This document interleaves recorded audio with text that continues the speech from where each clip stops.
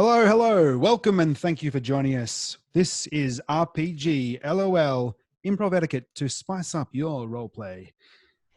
Today we meet on the stolen lands of the First Nations. We pay deep respect to their elders past, present and future, and for their ongoing connection to country, culture and storytelling, the survival of which is an inspiration. Always was, always will be, Aboriginal land. My name is Emil Freund. I've got the privilege of hosting this panel today. It's chock full of some of Australia's funniest people who also happen to play D&D. Today, we'll be joined by Paige from D&D is for Nerds, Dave Harmon from Dragon Friends, Zach Naoum from I Speak Giant, Matt Brown from Split the Party, and Lauren Bock from Dice Paper Roll. So, over the next 50 minutes or so, we're just going to have a bit of a chat about some of the fundamental principles of improv, and how we can use them in our games, how we do use them in our games, and how you might be able to use them to help liven up the action. But let's meet our panelists. Paige is part of Sans Pants Radio and one of the lead cast members of D&D is for Nerds. Welcome, Cass. Could you tell us a bit about your show and say good day to the audience out there? Thank you so much for having me, and thank you so much for watching me. So I'm from D&D is for Nerds, which is a podcast on Sans Pants Radio. D&D is for Nerds has been going many a year. I've just been lucky enough to jump in the last couple. I don't have a massive improv background. It was my introduction to theatre and drama when I was younger, but I recently did some clowning, so I've been sneaking my way back into there, just down the back roads of it. Clowning is applicable to almost every aspect of life, and D&D is definitely no exception. Thanks, Cass. We've also got Dave Harmon, who is a long-suffering DM of Dragon Friends. He's probably uniquely placed to talk on this subject, as his show is not only full of comedians, but also made in front of a live audience. Welcome, Dave. Hey, thanks for having me. We play D&D. It's a bunch of comedians, Dragon Friends, comedians playing D&D. We play in Sydney, and we all, funnily enough, which is what was interesting about this panel, is we all met in doing improv. So we were all did improv around Sydney and Sydney University, Cranston Cup, Scared Scriptless, Full Body Contact, No Love Tennis, a whole bunch of improv shows in Sydney. And we all were just wanting to do a comedy show, and I really wanted to make my friends play D&D with me, and the rest is, shall we say, history. So was I right in saying that you were the only one with a D&D kind of background before starting Dragon Friends? Yeah. I started playing in high school, and I started seriously playing when 3.5 edition came out in the early 2000s, and I lived and breathed role-playing games my entire life, and lived a sad and lonely existence until Stranger Things and the explosion of D&D and RPGs, and now suddenly it's cool, and I'm loving it. Because let me tell you, there were some lean years in the middle. Well, thanks for joining us, Dave. Zach Naoum is the DM for I Speak Giant. He's written his own campaigns, worked on Acquisitions Inc., worked on their D&D book, been sponsored by Wizards of the Coast, and has also written several birthday card messages. G'day, Zach. Welcome to the show. Welcome to the panel. That is my claim to fame. I do I Speak Giant.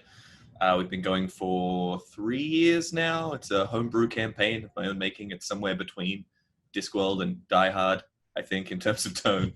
I also just started a fully streamed campaign called Boundless Glory, which I am lucky enough to do with some very wonderful people as well. That's me. Thank you, Zach. Matt Brown makes Split the Party, a tight and hilarious production that is making waves in the RPG community. G'day, Matt. Tell us about yourself and a bit about your D&D background. Hey, thanks for having me. Me and a bunch of friends a few years ago got together and started trying to make our show. We had so much fun with it, and I think that's more or less where the performance side of things started for me. I had to very quickly adjust to DMing casually to DMing on camera, and from there we've just kept going with it, and playing D&D regularly has literally been why my improv skills have gotten better. Very good. I can say the same about myself for sure. Last but definitely not least, we've got Lauren Bock, who is an award-winning comedian and self-described big dragon energy. She's a bit of a newcomer to the world of D&D, and she's fast becoming a fan favorite on Dice Paper Roll. Hi, Lauren, and welcome. Tell us a bit about your recent experiences with D&D.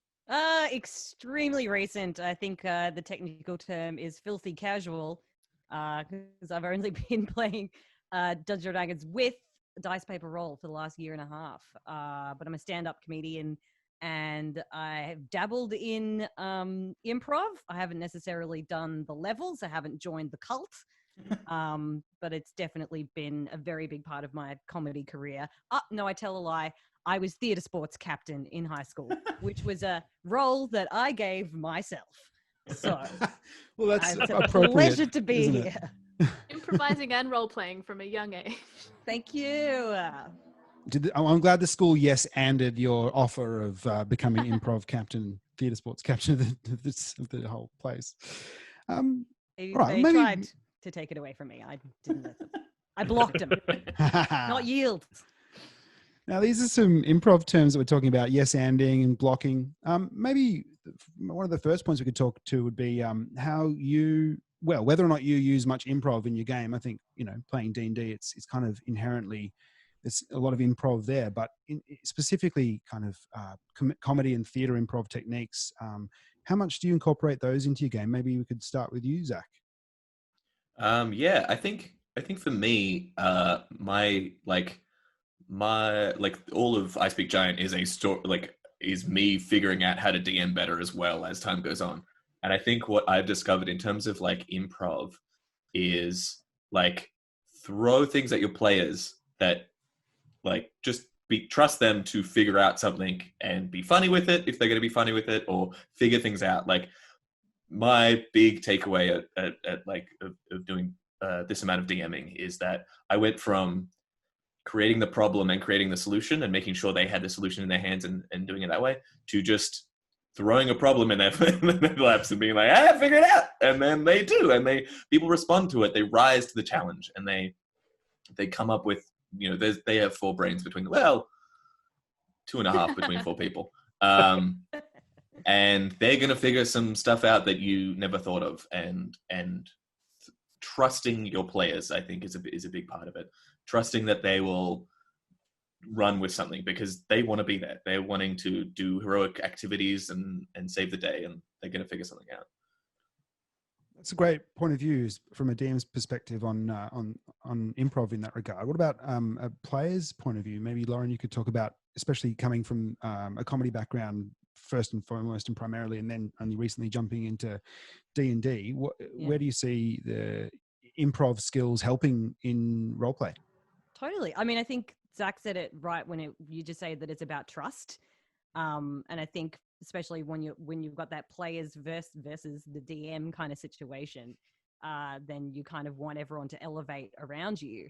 So I think there's a beautiful give and take of trust, and sort of playing in a sort of major minor role, and sort of, I think improv has a similar thing where it's about your scene partner and the trust that you have with them. And it just, there's so much overlap between D&D and improv. I think that it's just a natural kind of fit together. And I think especially I came into an already existing campaign with an already existing dynamic of people. So they didn't kind of start from scratch. So, you might have that temptation to hang back a little bit and maybe just sort of see what the lay of the land is. But that's where I think it was really great that you guys didn't let me do that and really threw me into situations. And it's that wonderful improv, improv sink or swim, fighting the feeling that you get. That again, even because of all the action that's happening through D&D, it's all completely enhanced. So yeah, that's how I found it. I found it easy. I don't know how it is. It was really easy. Well, it helps to be a bloody skilled comedian, doesn't it, sometimes? Dave, you've DM'd for a range of people. Do you notice a difference when you're working with people who have strong improv backgrounds? Definitely. So Dragon Friends is a funny situation, like I said, because we not only did improv, we did improv for a decade before we started doing Dragon Friends. And we sometimes were almost embarrassed a little bit, like we were improvisers who were faking being D&D players, and that we sort of were cheating, like imposters in the space. And as the longer we played, the more we realized that it's just the same skills. And we talk, we're now those dickheads that do improv warm-ups before we do shows. We talk in improv language all the time. I was thinking like we were just talking about like tech, blocking, offers, yielding, and status. The big thing that I think that improv teaches in D&D is focus and listening, which is something that is, I know as a player, I've struggled with at times when I was a kid and playing in other people's campaigns. Like the best D&D is when everybody's on the same page and everybody's listening. But I also think that everyone plays D&D their own way. So you were saying, how do people, like, how is it different? I think D&D is play, and everybody learns how to play at some point of their lives. And the technique in language is literally just giving you a way to talk about play, but play is instinctive. And it's such a fucking bullshit academic answer. I don't know why I did it. Spot on. But yeah, I think everybody kind of knows how to do it. And you just got to work out how to play with somebody, and that's different with different people. Absolutely. Well, we use improv for the next part of my lecture. No, I think this is a great TED talk. Thank you so much. Fuck's sake. Oh no. That's your one. That's my one. That's my one. A self-deprecating one. I'm so glad that I caused that. I'm so glad. I mean, watch this. I'll use everybody's full allocation by the end of this. Okay, we're down to 5. I reckon 5 I'm gonna F-bombs. ration them out. 5 more F-bombs. We'll see. I totally resonate with what Zach and Dave were saying, like having that trust between players, for one, that like even if you don't know them necessarily, just to have that faith to be able to throw something their way, and then they can just take it, roll with it, and then spit out something completely unique. I know that happens for my own DMing, where I'll throw out just like a general situation for my players, and then I'll go like, maybe they'll solve it in one of these ways, but I won't actually expect it. I'll just go like, what are they going to do with it? They'll come up with something completely wild, unexpected, and then put it back on me to then to I guess deal with, or even vice versa. It kind of goes both ways with the trust, I guess. And yeah, it's I lost the train of thought there, but I guess point is the trust. You know what I mean? Yeah. I think, on that note, my favorite thing about Dungeons and Dragons is that, and especially with what we do, where you end up with a finished product that people can listen to, the sort of exciting thing behind it is collaborative storytelling. And I know that's the same with improvisation when you do scenes and things like that. It is more long form with Dungeons and Dragons. Obviously, we do a very long campaigns.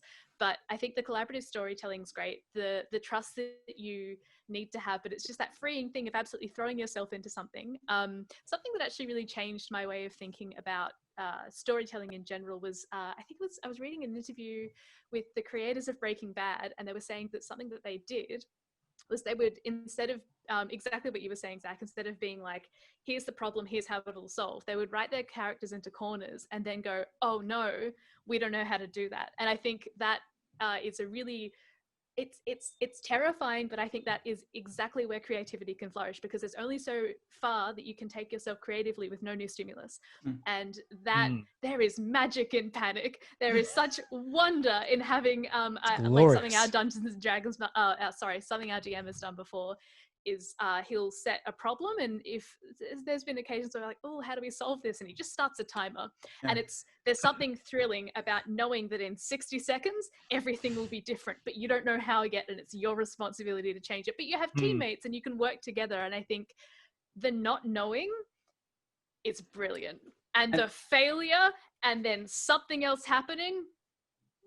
I'm glad you raised failure. Spoken like a true clown, mate. Totally. I'm glad you raised failure, Cass, because I think that's one of the most important. Flop? Give it to me. Yeah. It's one of the key things to talk about in terms of embracing improv into your role playing is embracing the failure. Like anyone who's watching, I'm sure, if you played D&D for any length of time, you'll know that often the best role play and in-game moments come from when that dice turns up a 1, and you just got to cop that and deal with that and find a solution that wasn't your plan A, maybe B or C. You got to find something out of the box. And so embracing failure is kind of really crucial. at drama school, I remember we did a thing, and this is my one. We would throw our hands in the air if we made a bad offer. And we could just, anytime, we could just throw them up and say, there are fuck up arms. So you just, I'm walking away from that stinking turd. Like, I'm done. And I found that to be a really liberating thing. I don't think we don't really use that much with DPR because if you got a bad offer, you tend to double down just to find that comedy because it's got to be in there somewhere. Yeah. But just the idea that it matters so little that you can just kind of go, whoop, that's okay, tried it out, and it didn't work. Just because the story. Sorry. I was gonna say, just because the story has reached like the no point, you failed, doesn't mean it's over as well. Like you've found your way around it. I love when someone makes a stealth check and they fail, because in game you still think you're stealth, right? So watching that just play out, and then in the story letting it go forward, like Cass said, everything's now changed because you failed as well. But it's on the path, Yeah, absolutely right. I think failure in D&D is super interesting because I don't think D&D by the mechanics deals with failure very well. I think other game systems deal with it much better in terms of like failing forward. I think that's a better way as a DM, and to describe it even as a character, to think of failing your dice roll as succeeding but with terrible consequences. Yeah, when you say failing forward, what exactly do you mean? So yeah, it's essentially like, so other systems will have it like, if you've ever played Edge of the Empire, the Star Wars role-playing system, they have a system where you can succeed at a check but have disadvantages essentially, or fail at a check but have a number of advantages. So it's essentially a way of not doing the thing you want to do, but still getting some forward momentum in that task. So it's the classic example is like you're lockpicking a door, and if you fail your lockpick check in Dungeons and Dragons, it essentially implied that you just can't open it then. But you can fail forward, which means that like you can say instead you did unlock the door, but you were super loud with it and alerted the guards. So that is a complication that you have to deal with. There is a number of different ways you can take it. And I think that's a way better feeling at the table to add ongoing consequences to a scene without just stopping the momentum in its tracks. And in the language of improv, that's the difference between an offer and a block, which is Yes. a bad dice roll can be an offer. But I think one of the things that, because D&D does get a lot of criticism for that, but one of the things that all role playing that's really interesting about role playing in the gaming world in 2020 is that in so many games these days, like video games and board games, failure is just a state, which usually means start over again. And like the obvious example of that is video games that have F8 to auto load. And so you're expected to just be in the game, be perfect. If you do anything wrong, go back, try again. Whereas you don't do that in role playing, which is one of the things I really enjoy about it and is closer to improv, which is you have to wear every shitty idea, every bad plan, and every dice roll, and you have to keep going forward. You really got to commit to everything you want to do. Yeah, and that's that is so rare in gaming, and that's one of the things that's so fun about D&D. Yeah, I think it's brilliant to just, when you have those moments, you just have to stop, cop, and roll. Like you stop what you're doing, you cop it, and you have to roll forward with it. There's no other option.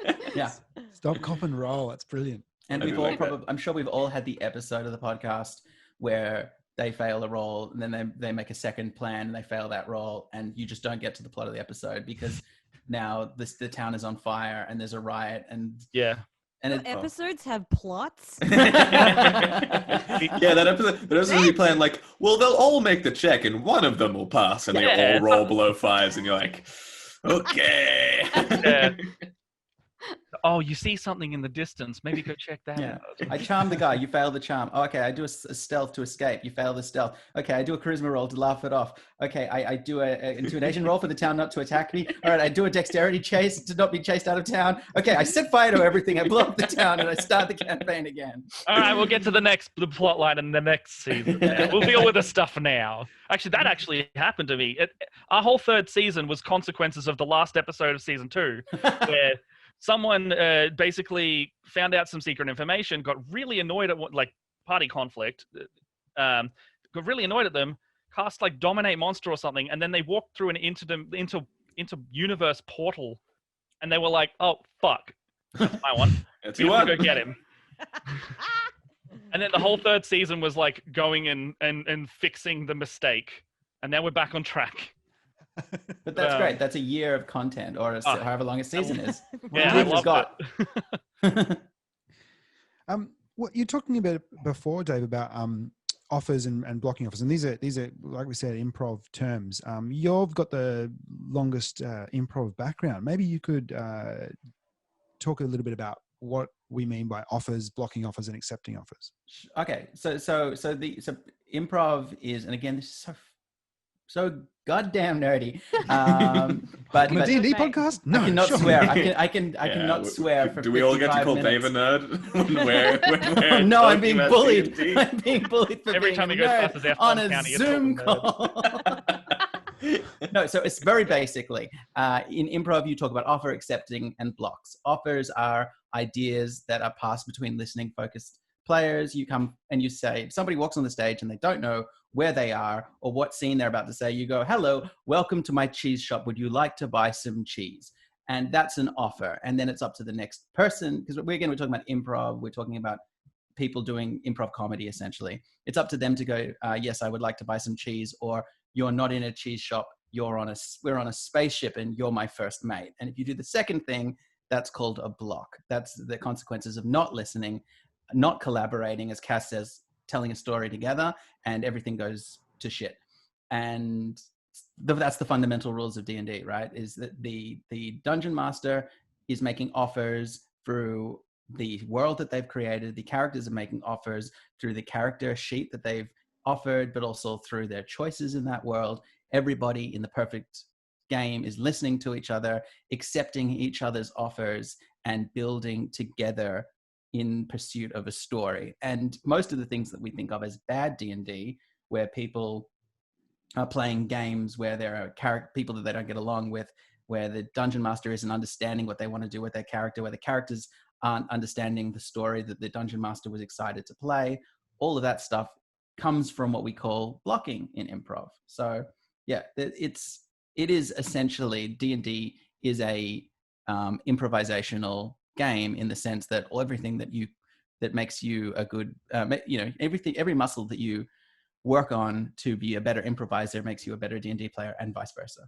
Yeah, 100% agree. The thing you were saying about like it creates such a better flow at the table when everyone has those like fundamental building blocks of improv put together. Like you were saying about, like, I feel as a DM, I'm often like, it lowers the clunky parts of descriptions and stuff. You don't have to like describe the cheese shop and know everything that's in the cheese shop to create the scene. You can just be like, you can just be the owner and you put an offer out to your players and it makes that flow of play much better. We've had a few with the Dungeon Master. We have Adam from D&D's for Nerds.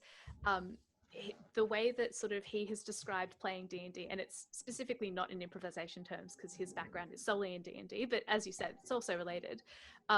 What you said before, Dave, specifically about play and sort of enjoyment of it, the way I was sort of taught in this sort of context with just D&D is like the sole purpose you are there is to have fun. So if you're thinking about your own enjoyment, but also other people's enjoyment, and that is, I think, where the collaboration comes in and the want to help someone. So, I'm in a cheese shop and you're like, I want to be in a spaceship, but that's not going to let the other person have a fun time. Yeah. No, but if it's a cheese shop on a spaceship. I was about to say that too. There you go. That's the thing. I think Death Star fromagerie.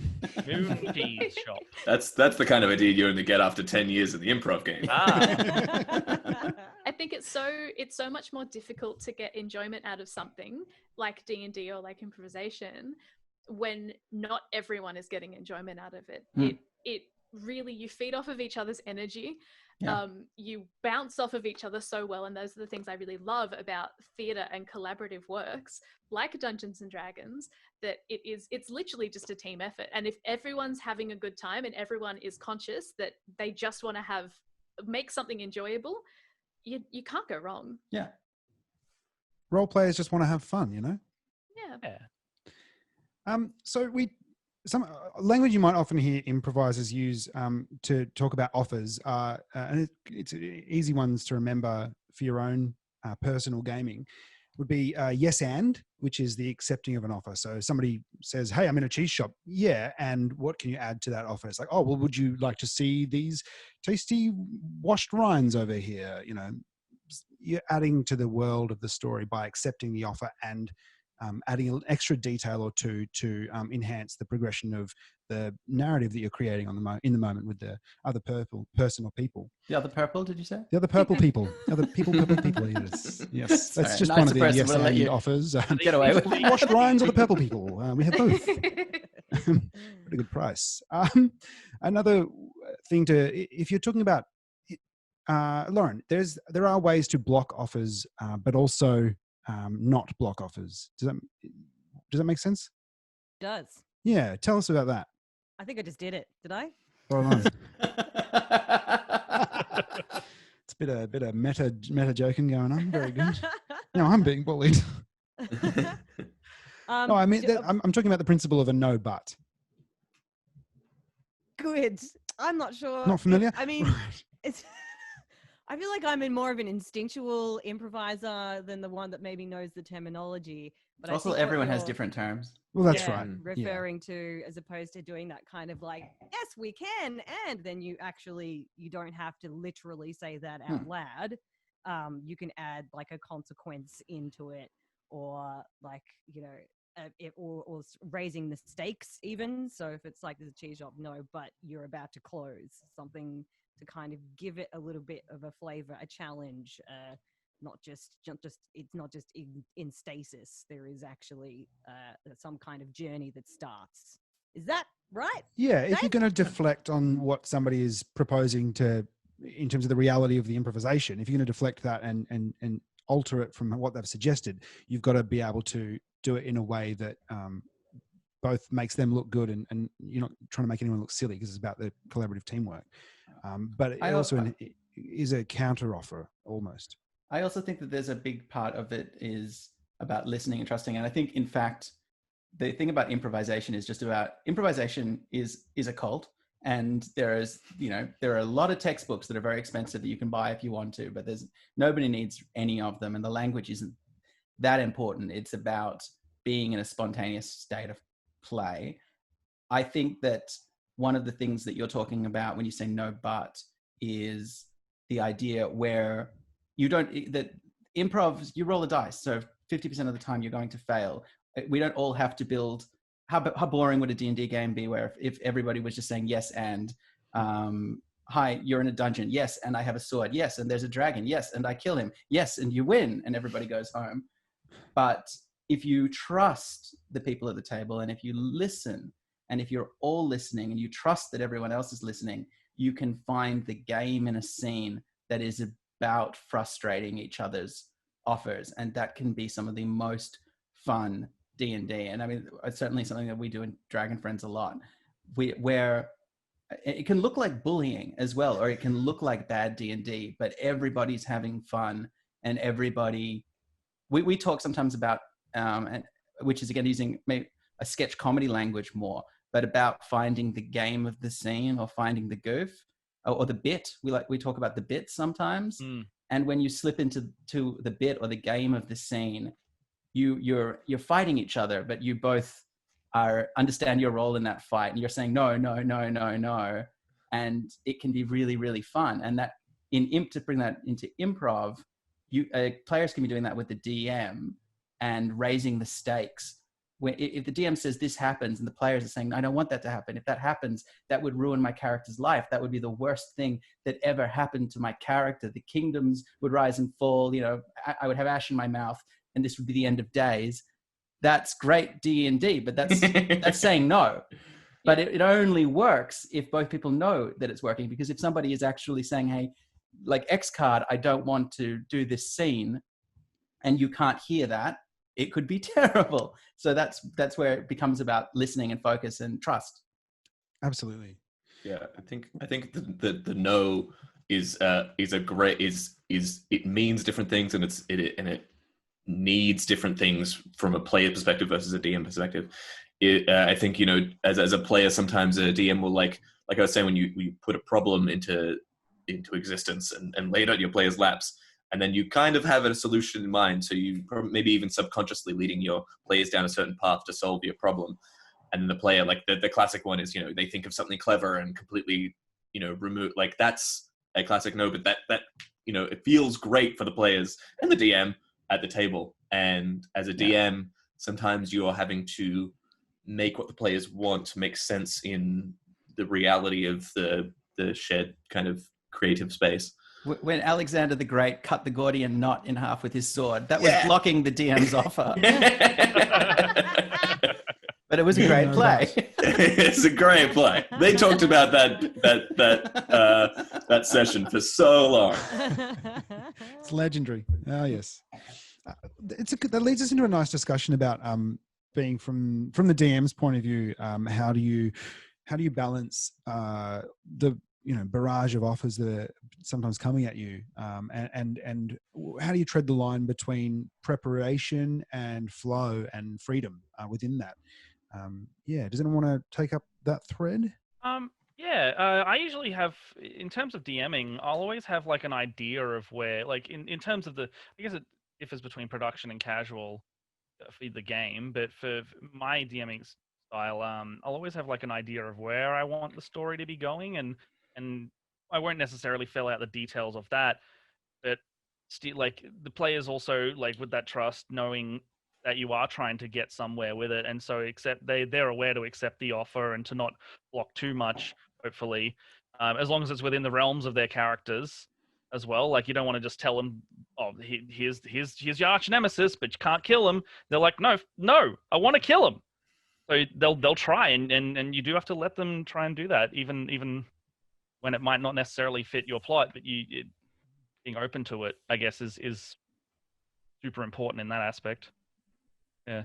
I've done a limited amount of DMing, but from my experience, it's that old saying of you got to be prepared to kill your babies, and you can have written whatever you think the most gorgeous game is. But like I remember at Adelaide Fringe Festival last year, I wrote this game where it was all in Dr. Seuss style rhyming couplets, which, was a cool bit of writing and showed off some skill of mine, but it was a really frustrating thing as a player. I mean, there's a limited amount of room to play in there. Some people loved it. Some people really didn't like it because they couldn't find their way of playing in that. And so that was a good learning from my point of view as a someone who's learning how to DM about, okay, well, that much structure is probably too much structure if you're really wanting to let the players kind of wings I can beat fly. that. I did a season of Dragon Friends recently, and it was the biggest mistake, which was based around a prophecy that was going to come true. And I did not realize until I was a couple of episodes in that the entire year was just fucking with player agency. Like, you've got to be careful. The mistake I always make is scripting characters, and I love to do it. And I'll script a key moment that I think is going to be a really cool moment in the podcast or whatever. And I now know not to do it. Or even as I write it, at least I say to myself, I'm like, and there's no way that this will happen the way that I see it in my head. And all of this is wasted energy. I don't think that's wasted energy, though. Like, there is something in that every idea leads to another idea, and that you have to go through that process of having, I said, like killing your darlings, or like having something shit. There we go. You got to have darlings to kill them to kind of then move forward. And I mean, I feel like as a stand-up comedian, there like either failure is part of the process of success, like to succeed. If I get up on stage and I say something that I think is funny and no one laughs, it's not a joke. It's just a sentence that I've said, but it will lead to potentially being able to say something that will actually make people laugh more the next time around. And so, I don't think that there's ever any wasted time, energy, script, or whatever. You just need to do that. Luck favors the prepared in that sense. No, I agree with that. And I actually enjoy writing notes that I don't use, and I get stuff that's out of them. You can recycle, you can pull them out later as well if you're in a pinch. The great D&D, the DM's trick that you kind of have to be careful with, because it almost ruins the whole fantasy for players, is that you can go left or right at the fork in the roads. Yeah. Still You're end up in the going to same the place. bandit camp. It's the illusion of What? choice in that situation. And if you manage to dodge the bandit camp, if you sneak around the bandit There's a camp, second bandit. there's a second bandit camp. It's crazy. It's a really well prepared mountain fortress. There's bandits everywhere, but you're only going to have to fight them Lauren's once. world is I don't know what shattered I'm right finding now. out right now. I thought it was magic the whole time. Behind the DM screen. Yeah. That's an amazing note of just like it's giving choice, but sometimes the choice is just an illusion. Yeah. And I mean, if you're good, you always have to find a way. That bandit camp joke I've seen on YouTube videos about how to DM and stuff, and it's funny and there's truth to it, but also you need to find a way to reward and respect what the characters wanted to do.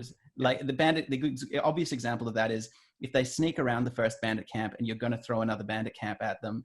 By now they know enough about the bandits. They've worked out the patrols and the doors. They have advantage to get in, or they find you find a way to respect the story that they've told. Just the bandits are so angry now, and there's a civil war in the bandits. God damn, that was quick. Oh my God. And you got past the front guards. Exactly. Yeah.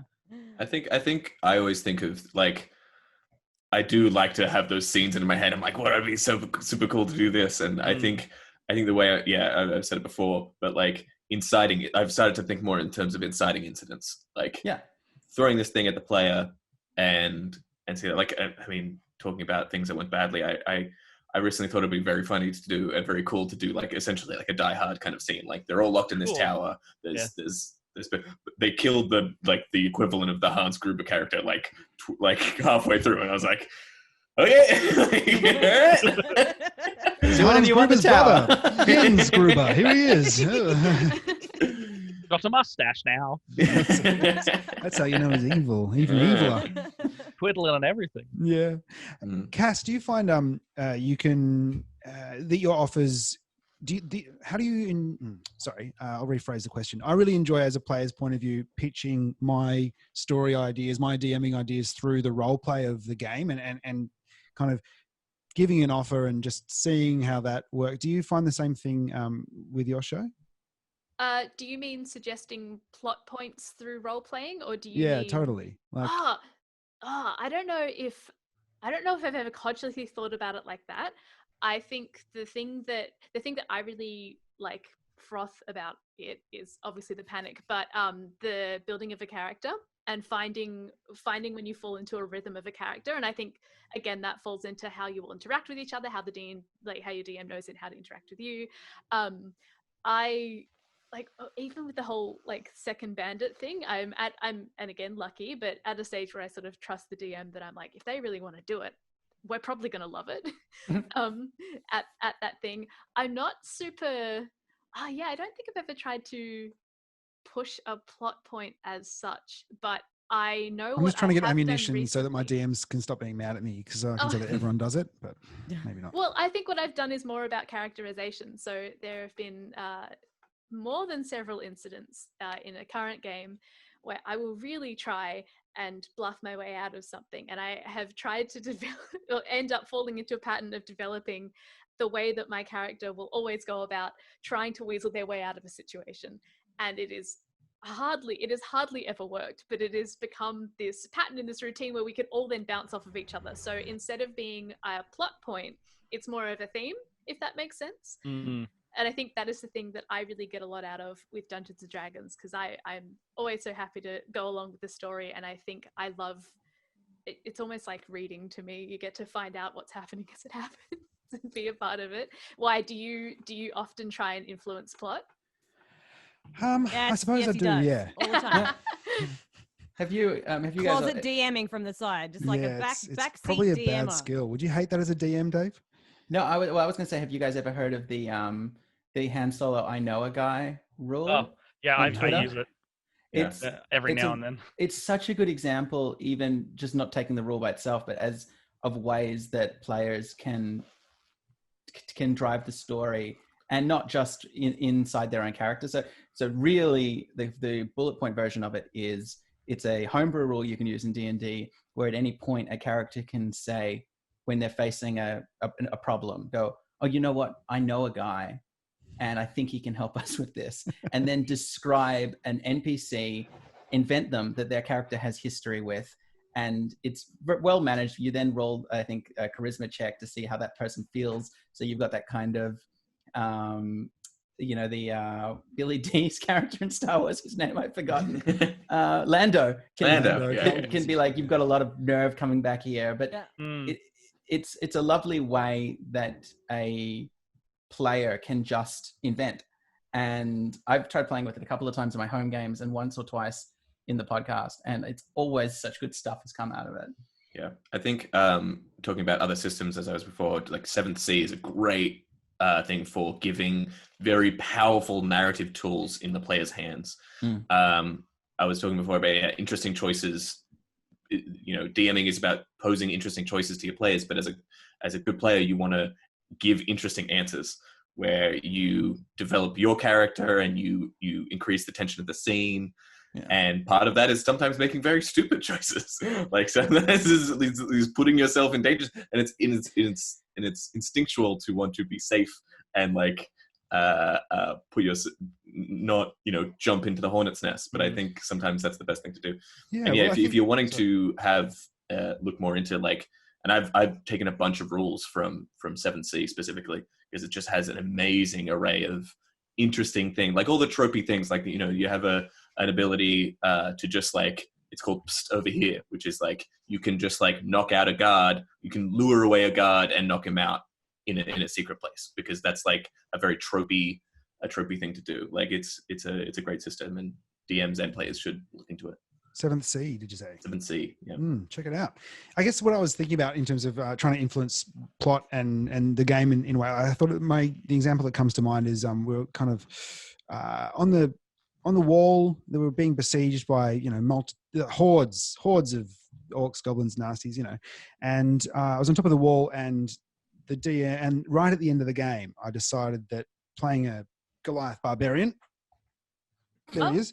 Playing with Goliath Barbarian, that the right move was to jump over the wall and start hitting stuff, which was definitely not what was expected. But it's that thing of chucking yourself in harm's way and painting yourself into that corner, just to see how you as a group can also, you as a player, but you as a group can find a resolution and find something. And it led to 3 or 4 of our favorite episodes, I think, just because it's that twist in the road that nobody expected, and you've got to kind of find a way to get back on track as well, which is fascinating from I think a listener's point of view or viewer's point of view.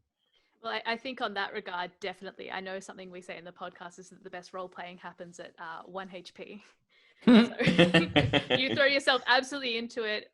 As I said, magic in panic. You have no idea how you're going to get out, but you know that you are recording, so something's about to happen.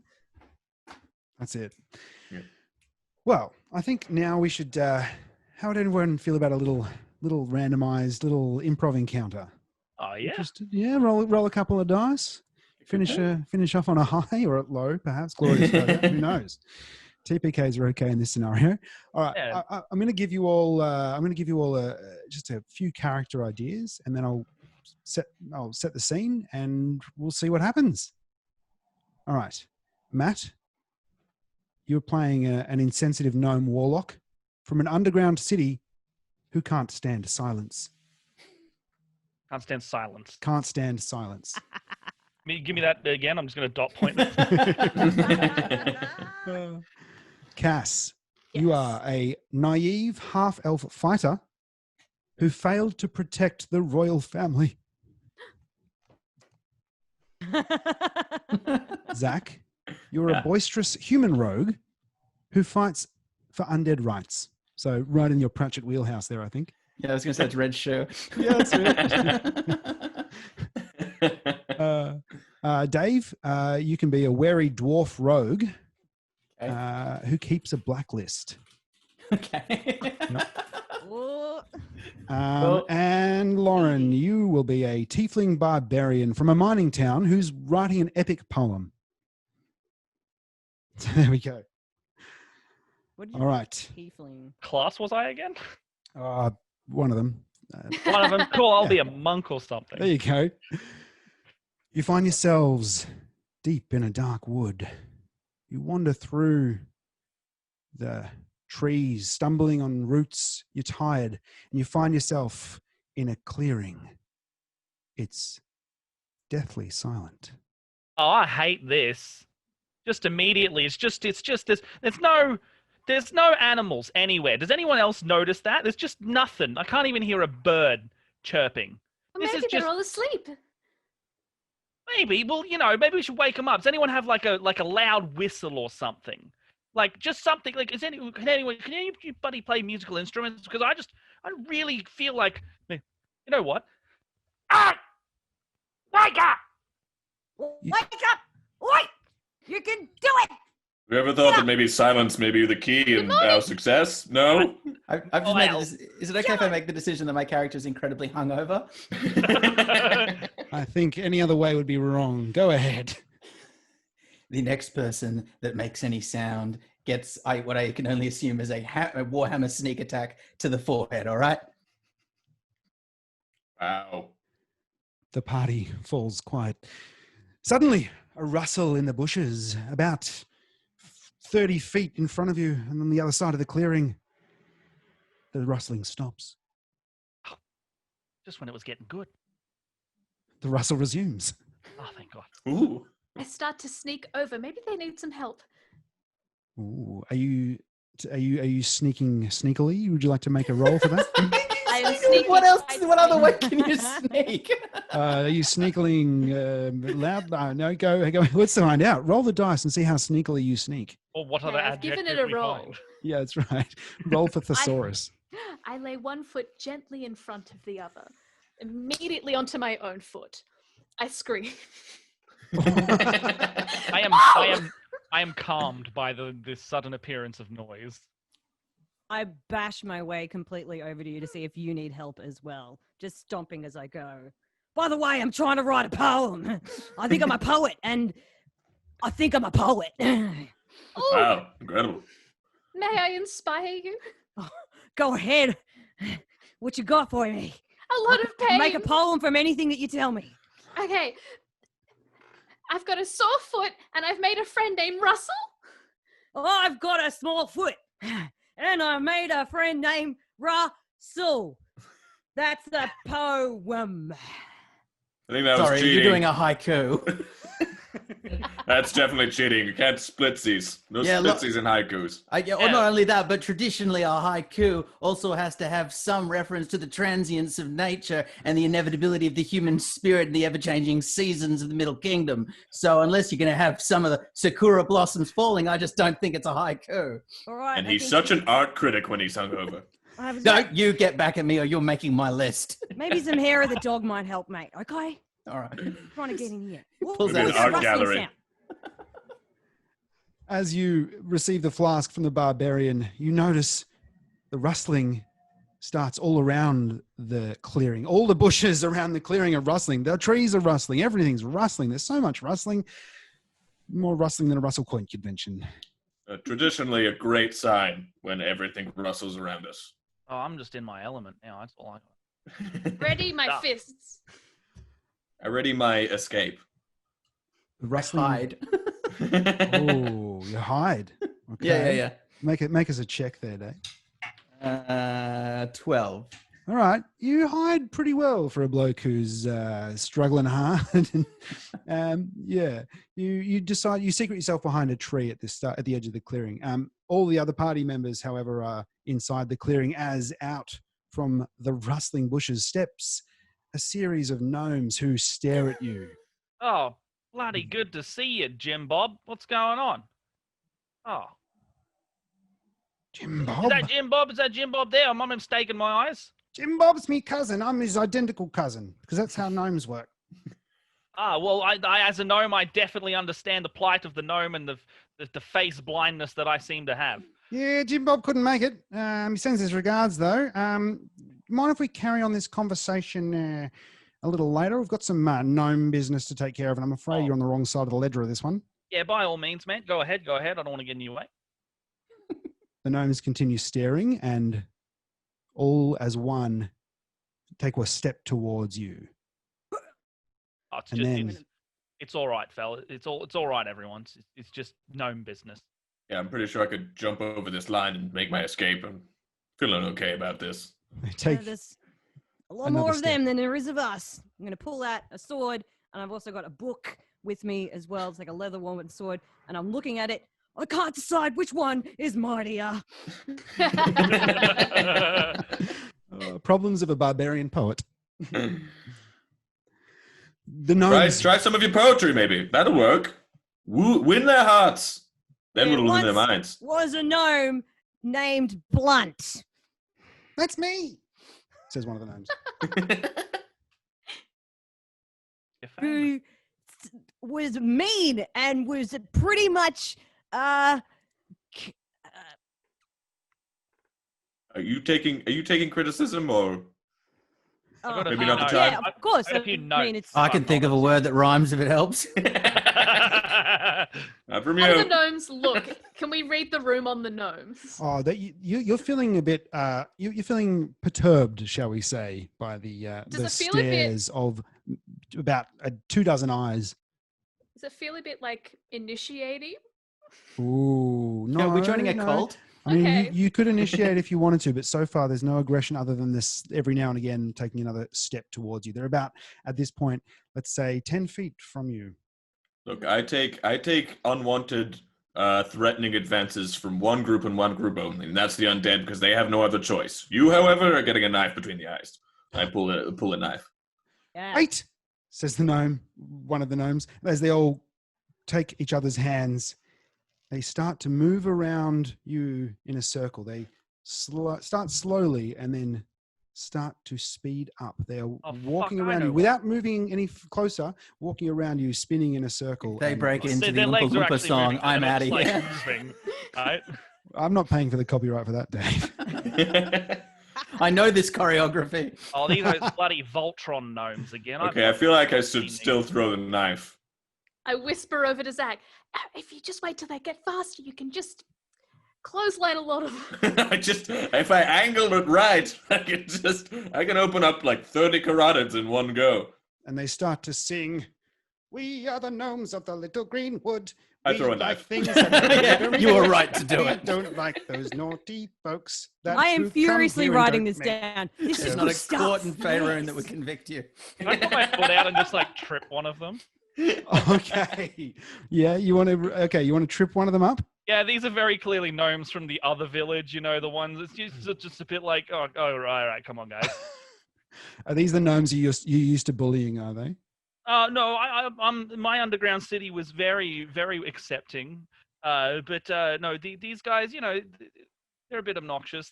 Sometimes they just get a bit high on their Shetland ponies, Yes. and you know, I want to trip one. All right, roll me a d20 and tell me what you get. That's a natural one. I think you're being bullied now. He somehow is Nice part of the bullying circle. you. Join them. Like, wait a minute. You decide Remember to trip. me? That's right. You It's decide too to late trip a for me. gnome. Run, my friends. Trip yourself up, and they grab you by the hand, and you're part of the circle. You're not participating, but you're being dragged along as they spin forever faster, singing their gnomey song. Me. All of a sudden, they stop. You fly and you smack into a tree.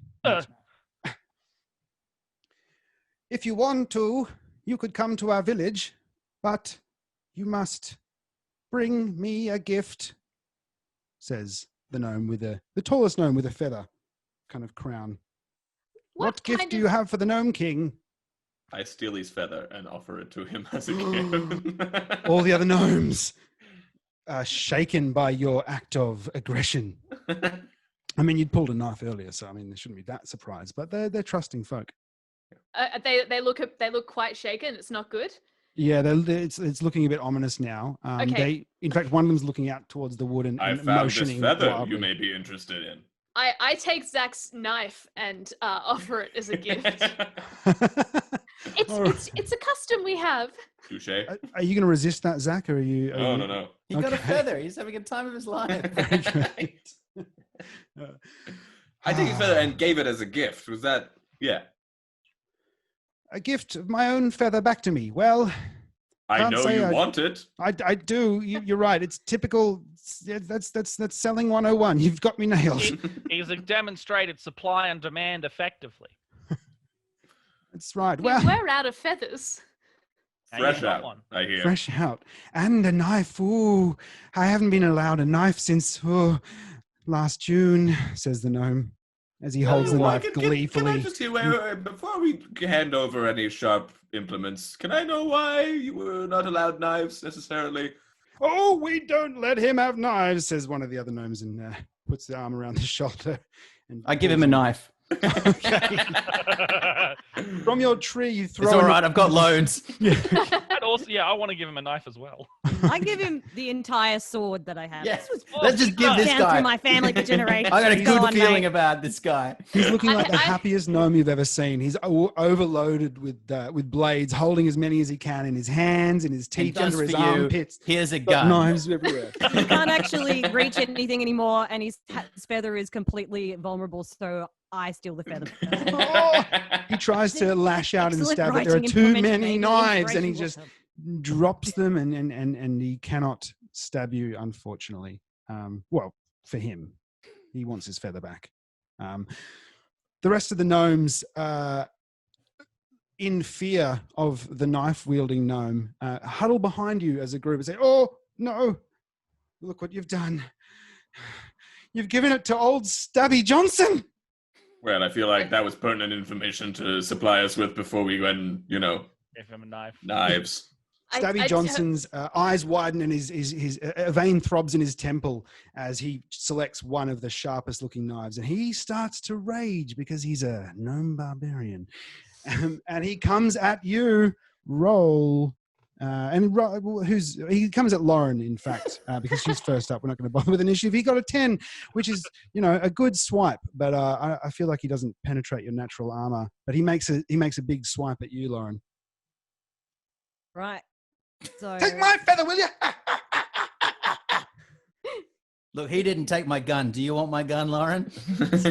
I'm actually just raised this leather-bound book that I've got, and it's actually really thick, and he's just stabbing at my shins and knees because he's teeny tiny. So I'm just holding it in front of me, just completely open armed. It's just making nice little casual slashes in it, just making it look pretty for later. Rustic. Yeah. I get a commission on the Etsy if you sell this, says the gnome as he slides it there. Kind of Slashed by gnome Johnson, Jackson it Pollock says. is born in this moment. He's reaching for his feather, but he can't get past the book. He then I'm going to throw the feather over to Cass. okay. Now you're playing a game of keepings off the stabby gnome. So let's see. He's going to make attacks, and he does manage to stab you, Cass. He gets you right in the kneecap. Oh. Okay, but do I still have the feather? Yes, indeed, you do. Okay, if I'm able to, I'd like to turn to the horde of gnomes that are now on our side. I learned something very valuable from failing to protect the royal family.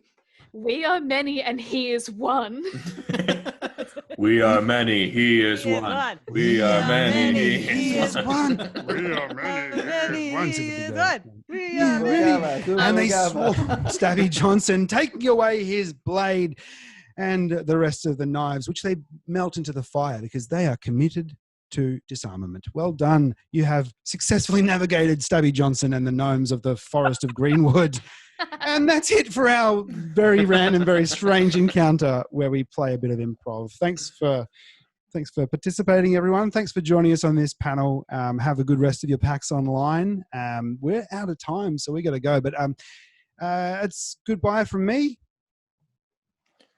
Goodbye from me. Goodbye. Goodbye. Bye. You'll come back now, you hear?